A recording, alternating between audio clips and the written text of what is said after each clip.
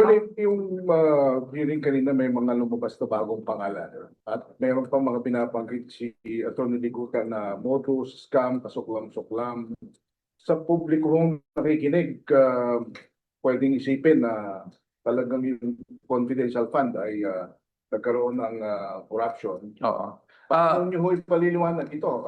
Doon sa iisipin na ito na yun. Ito na yung gusto nilang marinig from the prosecution. Well, unang-una sa lahat, no, we objected to the use of those words kanina at nagpapasalamat naman tayo sa presiding officer na na stricken off the record, lalo na yung word na scam at yung modus. Sinabi naman ng ating presiding officer na maaari namang sabihing standard operating procedure dahil pag sinabi mong modus, may insinuation kasi yun no, na baka mamislead ang publiko. But nonetheless, we, of course, different styles for different lawyers. We appreciate that.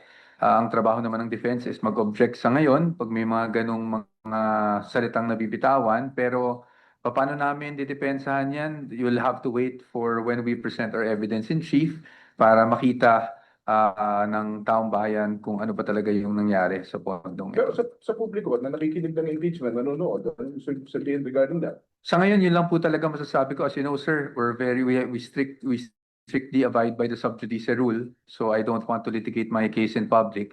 Siguro sa publiko, sa ngayon kasi nakikita nyo pa lang is the side of the prosecution. So hintayin lang po siguro, maging patient lang tayo para naman hintayin natin yung turn naman ng defense, no? Na kami naman ang maglabas ng aming evidence in chief o mga ebidensya. Si Colonel Lachica ho ba ay gagamitin din ng defense para mapasubaliin yung mga tinanggit kanina? Hindi pa namin po ito ibubunyag kung ano yung gagawin natin. I really beg for your indulgence and your understanding, but we really don't want to telegraph our witnesses.